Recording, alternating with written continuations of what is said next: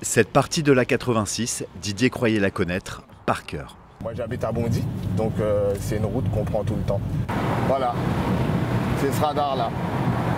Et c'est limité maintenant à 70, avant c'était limité à 90.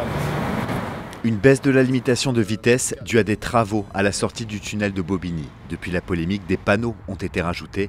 Mais selon plusieurs témoignages, la signalisation était à l'époque quasi invisible. En quelques semaines, ils sont des milliers à avoir été pris au piège. Vitesse retenue 75. Voilà. Un point, 45 € d'amende et 135 € de contestation.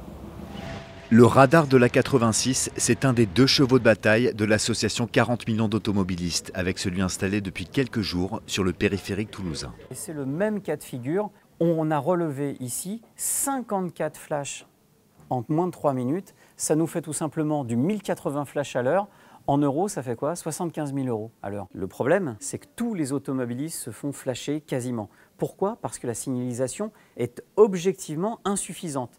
Il faut comprendre qu'un automobiliste roule par habitude et que dans la nuit, il ne se dit pas qu'on lui a changé les panneaux de limitation de vitesse. Il y a 2 ans à Rennes, 40 millions d'automobilistes avaient obtenu une amnistie pour 8000 PV. L'association demande aujourd'hui la même chose pour les flashés de l'A86 et de l'A62.